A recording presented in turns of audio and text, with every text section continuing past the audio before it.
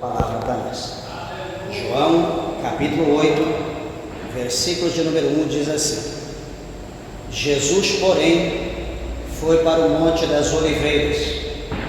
Pela manhã cedo tornou para o templo, e todo o povo vinha ter com ele, e assentando-se os ensinava. E os escribas e fariseus trouxeram-lhe uma mulher apanhada em adultério, e pondo-a no meio, disseram-lhe: Mestre, esta mulher foi apanhada no próprio ato, adulterando. E na lei nos manda Moisés que as tais sejam apedrejadas. Tu, pois, que dizes? Amém. Só até aqui. Vamos orar. Levante a tua Bíblia ao céu, a tua mão, apresente a Deus, peça para que o Senhor fale conosco. Amantíssimo Deus, amantíssimo Pai, Senhor Deus, Criador dos céus e Criador da terra, meu Pai, nós queremos te louvar, meu Deus, te agradecer, Senhor, pela oportunidade, meu Deus, em estar em tua casa, em tua presença. Agradecemos, meu Deus, pela tua palavra que é fiel, pela tua palavra que é verdadeira, meu Deus, que é digna de toda honra, de toda glória, de toda aceitação, Senhor. Ó meu Deus, labraçurianda, labastericanda, labaia. Fala, meu Deus, conosco que está perto, Senhor. Fala com aqueles que estão longe, a longa distância, meu Deus. Alcança cada vida, meu Pai, cada coração. E trabalha, não segundo a nossa, mas segundo a tua vontade. Fala conosco, nos abençoa pela tua palavra, pois é o que nós te pedimos, em nome de Jesus Cristo. Amém. Podeis assentar, meus irmãos. Desocupe vossas mãos e dê uma salva de palma bem alegre para Jesus. Graças a Deus. Louvado é o nome do Senhor. Igreja, eu peço por favor a tua atenção, a tua reverência, a palavra de Deus. Tenho certeza e creio que Deus ele tem uma palavra ao nosso coração nessa noite. E aqui estamos diante de um texto, de uma palavra gloriosa, uma palavra poderosa, onde nós vamos ver aqui da parte de Deus o ensinamento para a nossa vida cotidiana. E aqui começa, o Senhor Jesus, ele aqui, a sua história, aqui esse é anotado pelo evangelista João, o discípulo do amor, aonde o Senhor Jesus, ele desce, ele está no monte, ele está orando, buscando a Deus, ele passa a noite na presença do Senhor, e mais tarde, pela manhã, ele desce do monte, depois de ter orado. E ele então, a Bíblia diz que ele vai para o templo, ele vai de manhã cedo para o templo, de maneira que toda manhã então o povo chegava ali no templo, juntamente onde Jesus estava, eles vinham ter com Jesus, eles vinham aprender com Jesus. A Bíblia diz que eles sentavam ali ao redor de Jesus e Jesus então os ensinava. Isso era hábito, que eles tinham, hábito que o povo judeu tinha de aprender no templo, na casa de Deus. Isso é muito interessante, porque chama a nossa atenção, que aqui a Bíblia mostra que o povo ia porque eles queriam aprender, Jesus ensinava. E hoje muitas das vezes, a gente até às vezes entristece, mas se cumpre a palavra de Deus, que em cultos de ensinamento as pessoas fogem de culto de ensinamento, as pessoas não querem aprender. A escola bíblica dominical, a EBD, as pessoas arrumam um jeito para não participar da escola bíblica dominical, até que as pessoas desistem de dar aula. Faz um curso teológico, vai dar um ensinamento básico em teologia, uma introdução, para a gente ter um conhecimento mais ou menos. As pessoas também não querem, às vezes começa ali 3, 4, daqui a pouco diminui, fica só o professor. Então, muitos de nós a gente não quer aprender, E hoje aqui foi lido, falando acerca de Oséias, e interessante é que até o próprio Oséias, ele escreveu, no capítulo 6 do seu livro, e ele relatou ali, ele mencionou, cheio do Espírito de Deus, dizendo que o meu povo, né, ele foi destruído porque ele rejeitou o conhecimento. E, meus irmãos, uma coisa é nós adquirirmos o conhecimento na casa de Deus, na presença de Deus, pela palavra do Senhor, né, por intermédio do ensinamento, com base, com discussão, enfim, com entendimento amplo, do que a gente abandonar isso e procurar ali talvez um estudo virtual, procurar ali uma ideia virtual que a gente não conhece quem escreveu, a gente não sabe qual que é a filosofia, qual que é a mentalidade. De repente é um teólogo espírita, de repente é um teólogo umbandista, de repente é um teólogo budista, a gente não sabe.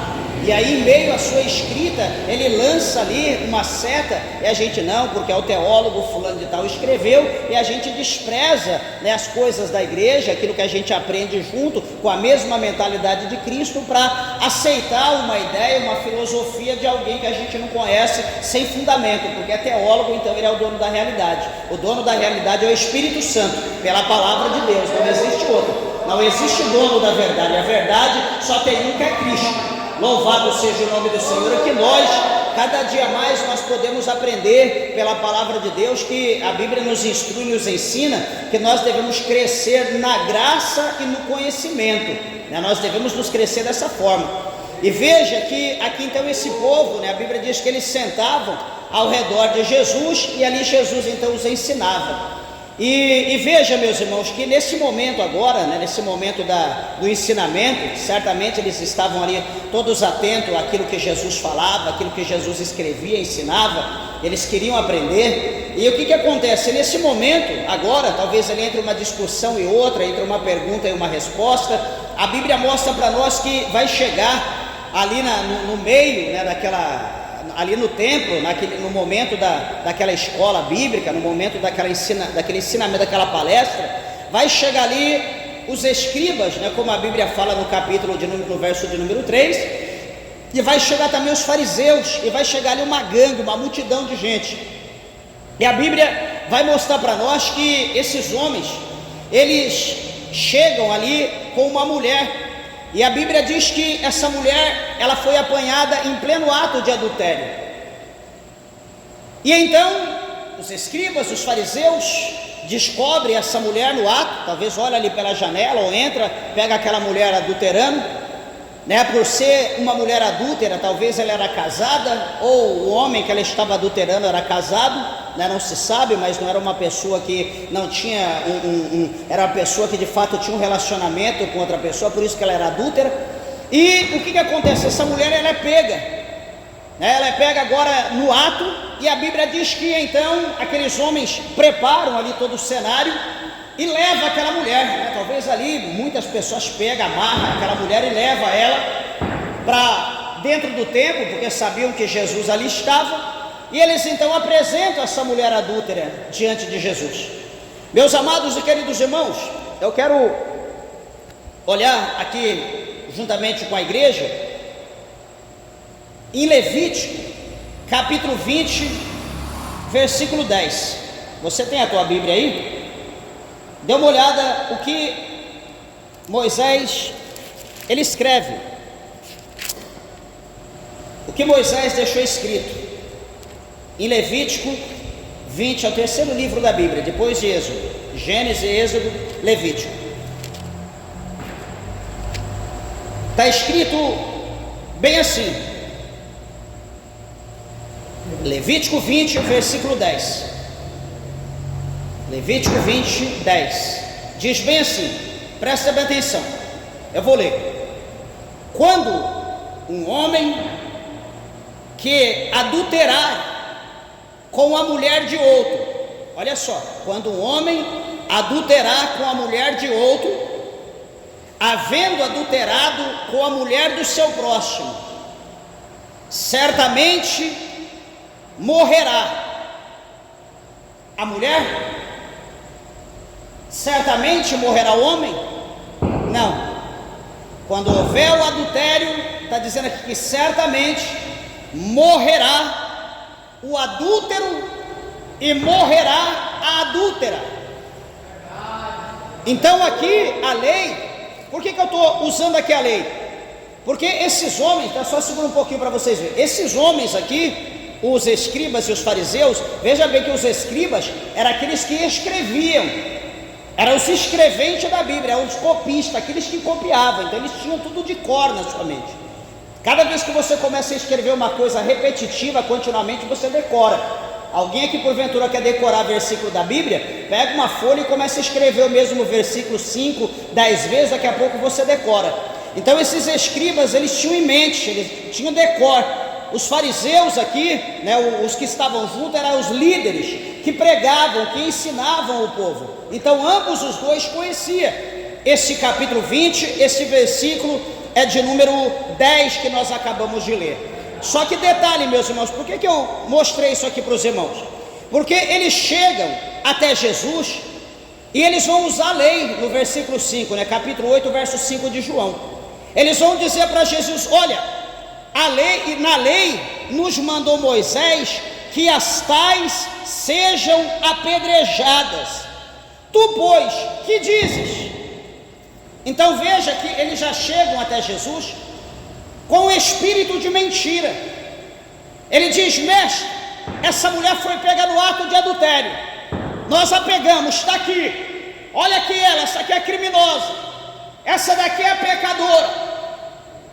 E Jesus olhando para a situação, esperando mais alguma coisa, aí eles vão despertar Jesus. Aí eles vão dizer: olha, na lei Moisés diz que as tais sejam apedrejadas. Será que Jesus não conhece? Jesus, ele é a verdade, Jesus é a palavra de Deus. A Bíblia diz em João 1, verso 1, que Jesus é o Logos é a palavra de Deus, Jesus é a palavra, Jesus é a lei, Jesus é a Bíblia, Jesus é tudo isso aí que você vê. A palavra de Deus é Jesus, Jesus é a palavra, ele é o verbo de Deus. Então eles vão agora usar a palavra que é Jesus, tirando aquilo que eles queriam. Então vamos ver aqui, está dizendo 10, também o homem que adulterar com a mulher de outro, havendo adulterado com a mulher do seu próximo, certamente morrerá o adúltero e adúltera. Então a Bíblia está dizendo que tem que morrer os dois. Mas espera aí, aqui em Deuteronômio, né, tem Levítico, depois tem Número, depois tem Deuteronômio. É o 5º livro escrito por Moisés. Vamos ver aqui, Deuteronômio 22, 22. Se você tiver curiosidade, observa aí, Deuteronômio 22, 22. Nós estamos em Levítico, aí tem Números, depois Deuteronômio. Deuteronômio 22, 22. Olha o que diz a palavra de Deus: quando um homem for achado deitado com mulher que tenha marido, então ambos morrerão, o homem que se deitou com a mulher e a mulher. Assim tirarás o mal de Israel. Então é os dois textos, os dois versículos, capítulo 20, verso 10 de Levítico, e Deuteronômio 22, 22. Está dizendo que tanto o homem quanto a mulher tem que ser apedrejado, tem que ser mortos, com a finalidade do mal ser tirado, ser dissipado do meio de Israel. Porque por aquele exemplo daquele casal adúltero, por aquele exemplo de morte, outros não vão querer adulterar, porque se adulterarem e forem pegos, também vão morrer. Então é assim que se acaba com o mal, assim que se acaba com o problema. E isso é o que? Dito por Deus, na lei, na época do olho por olho e dente por dente. Então observa, amados e queridos irmãos, que eles vão falar para Jesus, né, como nós acabamos de ver aqui no capítulo 8, no versículo 5, na lei nos mandou Moisés que as tais sejam apedrejadas. Senhor, o que o Senhor diz? Meus irmãos, o apóstolo São Paulo, ele escreveu aos Coríntios, ele diz para nós que nada pode com a verdade se não for pela verdade. Ou seja, nenhuma mentira ela pode prevalecer pela verdade ou contra a verdade, né? Se diz aí que uma mentira, quando ela é dita 5 vezes, 7 vezes, ela acaba sendo verdade, né? Ou seja, se você não conhece a verdade, por exemplo, deixa eu usar uma base, os sectaristas que estão aí hoje, né? O sectarista é o que? Os seitares são aqueles que estão aí usando uma Bíblia, batendo de porta em porta, 2, 3, 4 pessoas, talvez vestido de crente, enganando as pessoas com um evangelho deturpado, um evangelho mentiroso. Chega ali com a Bíblia, daqui a pouco ele apresenta uma revista, daqui a pouco ele mostra ali o desenho de uma árvore, mostra ali uma família ali como tivesse num camping, né? Ali na hora do recreio, sentado ali, comendo, a família unida, ali um leão do lado, ali uma criança brincando com uma cobra, a ovelha brincando com o leão, e ali então eles disseminam a mentira, dizendo que essa terra, ela não vai ser destruída, dizendo que essa terra vai ser transformada, e que aqui nessa terra vai ser o paraíso, e que nós vamos viver, e que eles vão viver para todos sempre, amém. É isso que se prega. Por quê? Porque isso é mentira. E como que eles aprenderam isso? Porque essa pessoa foi pega virgem, sem conhecer a verdade, e ali então foi assoprado aquilo foi dito 1, 2, 3, 4, 5, 6 meses, 1 ano, 1 ano e meio, 2 anos, a pessoa ali trancada dentro da igreja ouvindo aquilo toda manhã, bem cedinho até meio-dia. A pessoa vai ouvindo, então aquela mentira, aquela aberração acaba se tornando para ela uma verdade. Aí você pega a Bíblia, você vai ensinar para ela, nunca ela vai aceitar que a Bíblia é a palavra de Deus, ela vai aceitar a doutrina, aquele ensinamento que ela aprendeu, aquilo lá é a verdade, e aquilo lá tem disseminado para o mundo inteiro, em todas as línguas, e está aí no mundo inteiro. E se você não vigiar, se você não cuidar, daqui a pouco o laço pode te apertar e te levar também para lá, porque está assim de crente envolvido nessa situação. E veja que quando eles falam isso, que essa mulher foi pega no ato, e que na lei, Moisés que escreveu a lei, ele diz que ela tinha que ser apedrejada.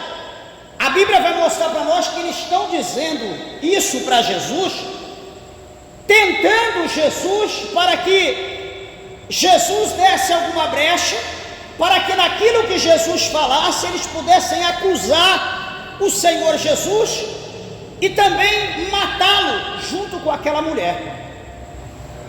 Só que o que Jesus vai fazer? Jesus ouviu, Jesus ficou quieto, Jesus se inclinou e continuou fazendo o que ele estava fazendo, o quê? Escrevendo na terra. E aquilo deixou aqueles homens irados, nervosos.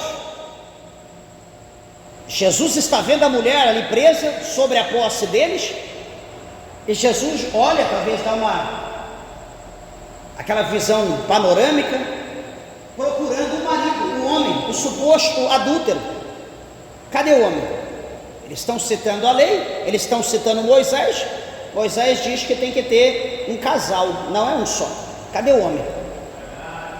Agora o que chama a atenção, que como o versículo 6 diz que eles disseram aquilo, procurando uma falha em Jesus para matar Jesus. Então supostamente eles queriam colocar Jesus como cúmplice daquela mulher, porque o homem não estava ali, então eles queriam usar Jesus para colocar ao lado da mulher e apedrejar os dois. Isso era a situação, era um laço que eles haviam armado para matar Jesus junto com aquela mulher. Meus irmãos, mas coitado do homem, coitado da pessoa, da mulher, coitado enfim, daquele que pensa que pode dar um chapéu em Jesus, que pode enganar Jesus, que pode mentir para Jesus. Isso a pessoa até pode fazer, mas a questão é, Jesus conhece tudo, ele é onisciente. Jesus, ele sabe de tudo. Você veio aqui nessa noite, Jesus sabe o que você fez, Jesus sabe o que você sonhou. Você esqueceu o sonho, mas Jesus sabe o que você sonhou. Você pensou alguma coisa, já esqueceu, mas Jesus sabe o que você pensou. Talvez você queria refutar, falar alguma coisa. Jesus sabe o que você quer falar. Jesus sabe tudo, Ele conhece tudo. Nada está em oculto aos olhos de Jesus e a sua sabedoria. Nada está em oculto. Ele sabe tudo, Ele é onisciente. E Jesus então fica quieto, escrevendo. A Bíblia vai mostrar para nós e como insistissem perguntando-lhe, eles ficaram ali cutucando Jesus. E aí, fala alguma coisa. O senhor não é o mestre, o senhor não é o rabi, o senhor não está ensinando, o Senhor sabe, fala alguma coisa. A Bíblia vai mostrar que Jesus então, ele endireitou-se, ele levantou ali, não ficou encurvado escrevendo, ele se levanta, e Jesus então olha para todos aqueles, principalmente aos escribas e fariseus que estavam sobre o poder daquela mulher, e Jesus vai dizer para eles: olha, aquele que entre vós está sem pecado, seja o primeiro que atire pedra contra essa mulher. Jesus fala para todos, olhando para os escribas e fariseus, traduzindo: se porventura entre vocês todos houver uma pessoa, que não tem pecado, seja o primeiro a tirar pedra contra ela. E o que Jesus vai fazer? Jesus torna a inclinar-se e escrever na terra. E agora? Jesus joga a resposta. Eles perguntaram para Jesus e Jesus responde com uma pergunta, ou com uma afirmativa. E Jesus diz: quem dentre vós que não tem pecado, que seja o primeiro a tirar pedra. Meus irmãos, eles conhecendo a lei, lá no Salmo 51, o salmista diz que nós fomos gerados em pecado, em iniquidade concebeu a minha mãe. Todos nós somos falhos, todos nós somos pecadores. Aqueles homens, eles já estavam com segunda intenção, eles já tinham maquinado, já tinham projetado o mal, eles já tinham projetado o laço contra Jesus. Nós vamos pegar ele aqui ele vai falar alguma coisa e vai ser onde nós vamos apedrejar os dois. Pegam pedra que hoje nós vamos acabar com ele. Mas Jesus vai transmitir isso, vai falar: olha, se houver alguém entre vocês que está sem pecado, atire a primeira pedra contra essa mulher. E Jesus fica quieto e vai escrever, e deixa. Agora, Jesus jogou a bomba na mão deles e se vira, jogou a peteca quente. Agora vamos ver o que vai acontecer. Meus irmãos, naquele momento caiu um momento de reflexão. Aqueles homens entraram no momento de reflexão ali, eles começaram a pensar. A palavra de Jesus foi tão profunda, foi tão afiada no coração daqueles homens, que supostamente, creio eu, olhando para a palavra de Deus, que aquela palavra ressuscitou pecados, obra, pensamento, ação, intenção de tempos primórdios. Aqueles homens começaram a viver aquilo. Acho que aquilo causou um pânico, causou um medo. Eles começaram a tremer de ver, acho que o pecado ali, aquela palavra de Jesus colocou eles numa situação tão tenebrosa, que aqueles homens ficaram amedrontados, aqueles homens entraram em pânico, de maneira que o versículo 9 diz para nós que quando ouviram isso, redarguidos da consciência, saíram um a um, a começar pelos mais velhos até os últimos. Ficou só Jesus e a mulher que estava no meio. Então nós olhamos aqui pela palavra, nós vemos, amados irmãos, o poder que a palavra do Senhor Jesus ela tem, a palavra falada de Jesus ela tem nas nossas vidas. Deixa eu falar algo para os irmãos. Esses dias estava comentando com a minha esposa, acerca da gente falar da palavra de Deus. Muitos lugares que a gente vai falar da palavra de Deus, já teve situação, de pessoas se levantar e apontar o dedo, dizendo que a palavra de Deus, isso aqui é escrito pelo homem, uma palavra que é dita pelo homem, foi escrita pelo homem, e que, né, outros dizem que foi escrita por comedor de feijão,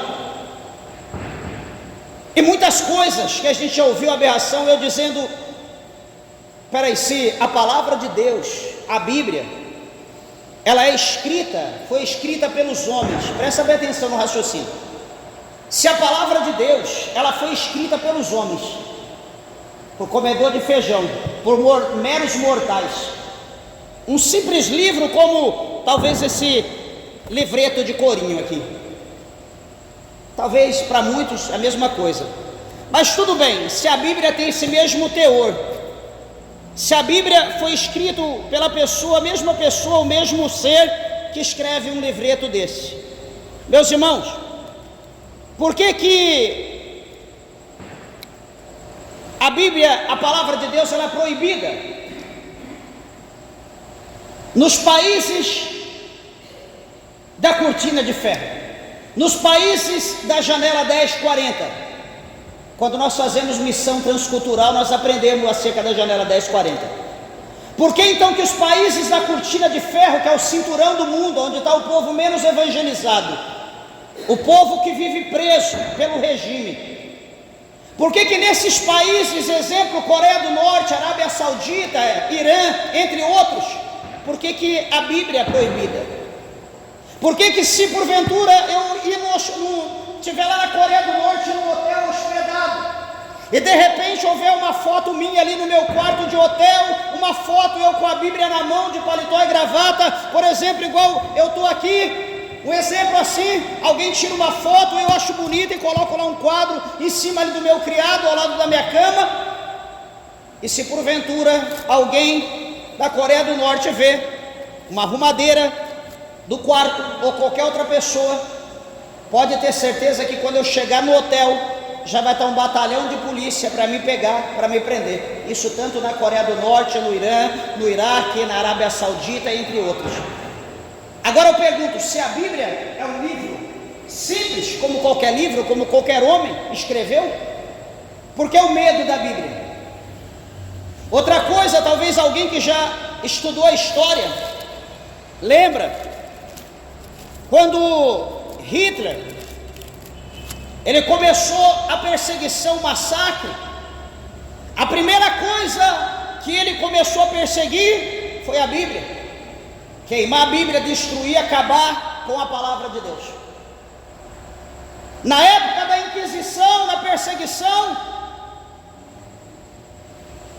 toda a Bíblia era queimada, ninguém tinha acesso à Bíblia, a não ser o padre que ensinava, mas ninguém tinha acesso à Bíblia. Se a Bíblia é um livro qualquer, por que que se tem tanto medo?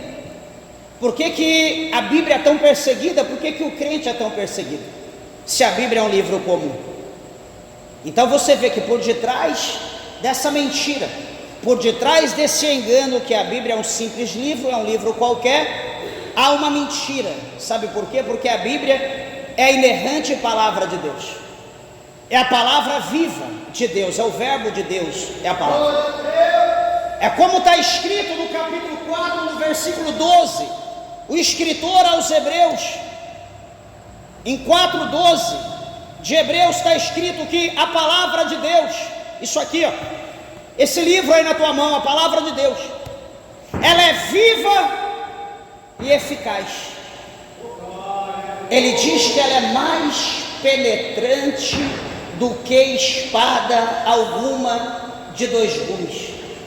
Ele diz que ela penetra na divisão da alma e do espírito, ela age entre juntas e medulas, ela é apta para discernir pensamentos e intenções do coração humano.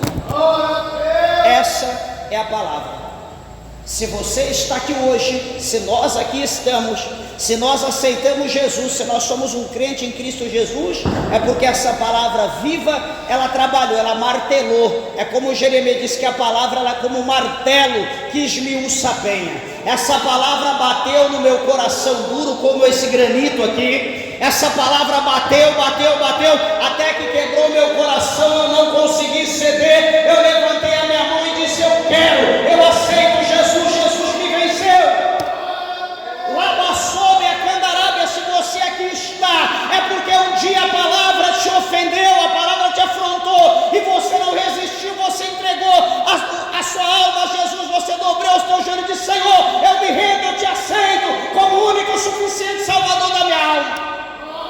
causa da palavra, porque se não fosse a palavra nós não estaríamos aqui.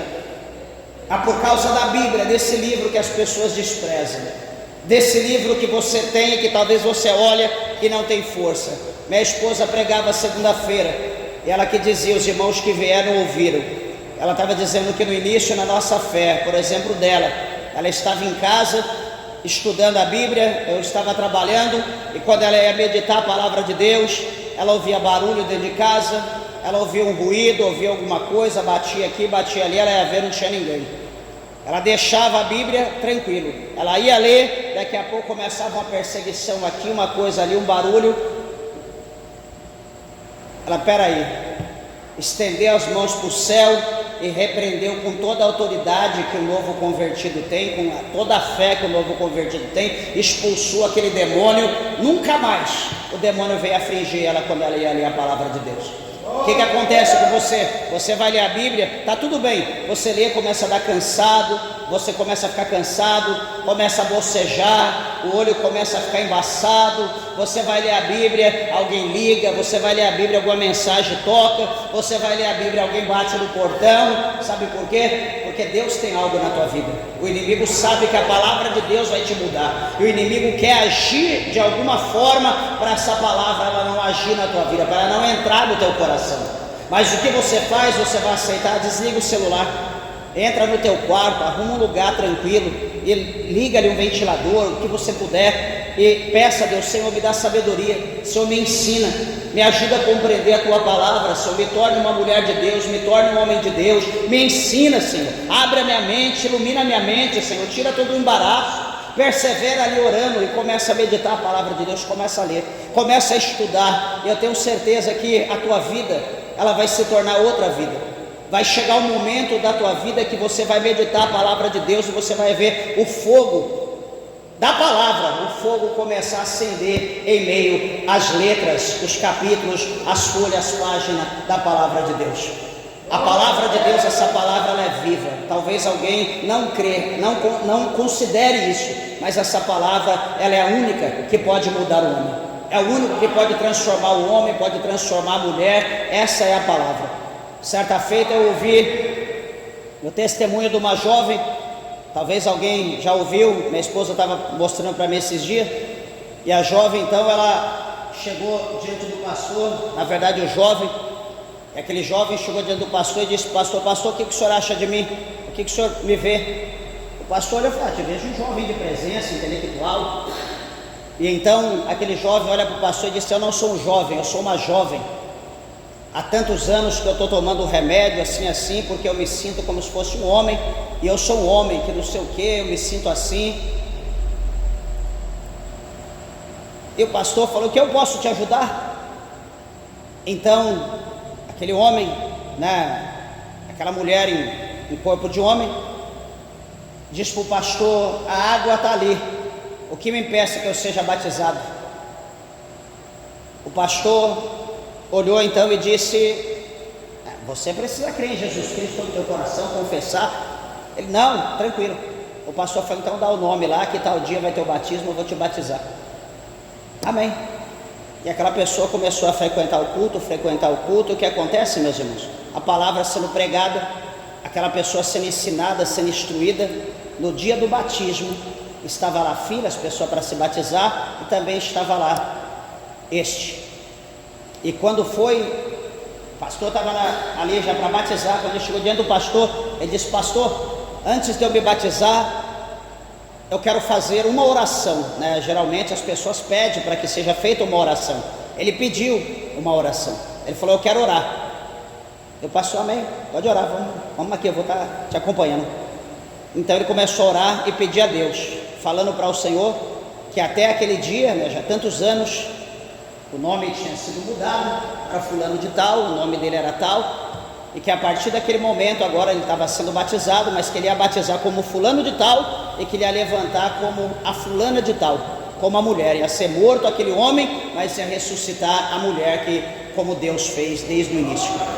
E para a glória de Deus, então levantou ali a mulher. A partir do próximo culto já voltou com traje de mulher, já voltou arrumada, já voltou diferente, ficou firme na presença de Deus, que foi uma bênção. Então, meus irmãos, o que nós vemos? Que a palavra de Deus, ela é a única que tem poder, não tem o poder de mudar ninguém, não tem o poder de mudar, o que muda é a palavra. É por isso que aqui no Evangelho de João, no capítulo 8, versículo 32, o Senhor Jesus ele escreveu: e conhecereis a verdade, e a verdade vos libertará. Deixa eu falar algo para os irmãos. Por que hoje o mundo evangélico, o mundo gospel, de uma forma geral, está hoje, desculpa do que eu vou falar, mas eu tenho que falar, por que está uma aberração? Por que muitas pessoas hoje olham para uma situação para que ser crente, esse negócio de crente é uma farsa, isso aí é uma capa? Há muita coisa que eu vejo na televisão, há muita coisa que eu vejo em rede social, é muita mentira, é muito engano, é muita coisa errada, só fala em dinheiro, só fala nisso, só fala naquilo. Meus irmãos, por que chegou nesse nível? Sabe por quê que chegou nesse nível? Por causa de mim, por causa dos pastores, por causa dos líderes que estão no púlpito com o microfone na mão, aqueles detentor da palavra, que sei lá, por causa de relaxo, talvez por causa de não sei o que pode estar por detrás, mas perderam a coragem de pregar a palavra de Deus, perderam a coragem de ensinar a palavra de Deus. Hoje eu orava com o evangelista, lá nunca ouvi, mas me passaram o meu número, ele me ligou, e a gente começou a conversar, e ele falando acerca, como que está a igreja, congrega no ministério grande, falando acerca do adultério, acerca de casamento, recasamento, como que está as coisas dentro da igreja. E eu falei para ele, meu irmão, a gente não apoia isso, a Bíblia não, e ali nós ficamos uma meia hora conversando, falando da palavra de Deus. Ele falou que está difícil isso. Então veja, meus irmãos, que por amor, eu digo não por amor às almas, mas por amor ao dinheiro das almas, as almas estão pagando o preço, estão deixando de ser alimentadas espiritualmente.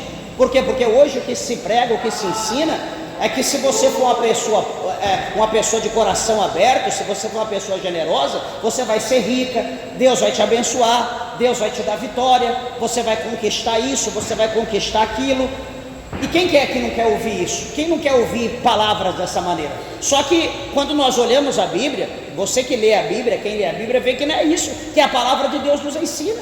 O Evangelho não ensina isso para nós. Jesus não ensinou riqueza para nós. O apóstolo Paulo não ensinou riqueza para nós. Os outros apóstolos, em hipótese alguma, eles nunca disseram: dá isso que você vai ganhar aquilo.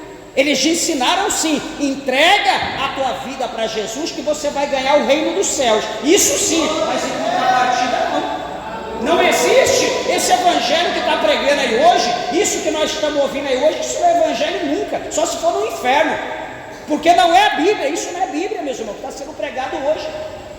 E o interessante me chama a atenção, que as pessoas veem, as pessoas falam, as pessoas comentam quando a gente está junto, mas detalhe, estão ali como um boi gordo sendo furado por carrapatos, estão ali, não consegue sair, não consegue, parece que está hipnotizado, está vendo que está errado, está sendo manipulado, está ali se contaminando. Mas é assim que está acontecendo hoje. A palavra de Deus está sendo ocultada, a verdade está sendo ocultada. Hoje a mentira prevalece, a mentira hoje é verdade, e a verdade é mentira. Quando a gente fala a verdade, nós somos duros, nós não temos amor, nós somos quadrados. Essa é a palavra que a gente ouve, por falar a verdade. Vai ficar sozinho, ninguém vai congregar junto, você está condenado à solidão. Hoje o mundo é outro. É isso aí que eu ouvi agora esse final de semana. Pastor, o jeito que o senhor fica, isso não é evangelho não. Quer dizer, esse evangelho que o senhor prega, isso não vai juntar gente não. O senhor vai ficar cada dia mais distante. Hoje ninguém usa mais paletó, gravata. Esse negócio de falar de santificação, isso já foi. Está vendo como que o diabo age? Olha como o diabo fala, para bater a nossa fé, para a gente olhar para o cenário e dizer: realmente, do jeito que está, não vai dar. Meus irmãos, nem que a gente fique sozinho ou com uma pessoa, mas naquele dia, diante de Jesus, eu vou dizer: Senhor, está aqui, isso aqui foi fiel até o fim, Senhor, pode colocar, que eu vou ter que dar conta de cada um. A Bíblia diz que os pastores vão ter que dar conta de cada ovelha que tiver sobre o seu domínio, cada pastor. Agora eu pergunto para os irmãos: meus irmãos, E o que está acontecendo aí? O que vai ser desses líderes? Com a aberração que está acontecendo no meio evangélico, o que vai ser desses homens? O que será das pessoas? O que vai ser naquele dia diante de Deus? Será que você já pensou nisso? Não, nunca pensou, você nem sabia disso.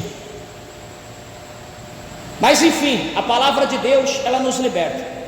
E aqui, encerrando aqui a palavra do Senhor, o Senhor Jesus, ele vai ficar só, ele e aquela mulher, só os dois. Todos foram embora, Jesus fica sozinho. E a Bíblia vai mostrar para nós que o Senhor Jesus, então, ele vai olhar para a mulher e vai dizer para ela: mulher, onde estão aqueles teus acusadores? Ninguém te condenou? Porque a multidão era grande, escriba, fariseus e a multidão. Quando Jesus diz: quem não tem pecado atire a primeira pedra, desde o maior ao menor foi embora, a mulher ficou só. Jesus fala: cadê os teus acusadores? Não te acusaram? A mulher vai dizer: Senhor, ninguém me acusou. O que Jesus vai dizer agora? Olha, mulher, eu também não te condeno, eu também não vou te acusar. Porém, eu só te digo uma coisa: vai e não peques mais. Meus irmãos, deixa eu dizer uma coisa aqui para me encerrar. A denominação ou denominações que, se o indivíduo ele peca, como essa mulher aqui, o homem ou a mulher que pecar, que cometeu o adultério, ele é lançado para fora, a porta é fechada, ele é excluído, ele é enviado para o inferno, é excomungado, nunca mais tem perdão. Veja que a igreja, ela sobressaiu Jesus, o ministério sobressaiu Jesus. Tem aqui na nossa cidade, tem várias igrejas que é desse jeito. O camarada adulterou, a mulher adulterou, já era, casou com o cão, não tem mais jeito para ele não. Só que veja aqui a palavra de Deus. Por exemplo, aqui Jesus diz: eles não te condenaram? Ela vai dizer: não, Senhor. Jesus vai dizer: eu também não, porém vai e não peques mais. O que Jesus está dizendo? Que todos nós, meus irmãos, cada homem, cada mulher está propenso a pecar. Só que o que Jesus vê? Ele vê o nosso coração. Porque há ocasião, há situação que a gente peca assim, sem perceber. Quando você vê, você percebeu. Aliás, quando você vê, você pecou. Tem aquele premeditado, tem aquele que é deliberado, mas tem aquela que você peca sem perceber. Quando você menos imagina, quando você menos pensa, você pecou. E quando acontece isso, você não teve prazer naquele pecado, você não premeditou aquele pecado, você não projetou, mas algo que aconteceu, e você teve aquele pavor, você teve aquele pânico, você teve nojo do que você praticou. E você então olha para Jesus e diz: Senhor, como está escrito lá em Provérbio, que é aquele que peca, aquele que comete o pecado, mas ele confessa o seu pecado, ele se arrepende e larga o seu pecado. Diz a Bíblia que esse alcança a misericórdia. Veja que essa mulher aqui, ela pecou, e ela alcançou a misericórdia diante do juiz de toda a terra, diante daquele que poderia dizer: mulher, eu te mando para o inferno agora, porque o ato que você cometeu não tem perdão. É por isso, meus irmãos, que a Bíblia fala para nós que todo o pecado que o homem comete aqui embaixo do céu tem perdão. Todo pecado tem perdão. Só tem um que não existe perdão, que é a blasfêmia contra o Espírito Santo de Deus.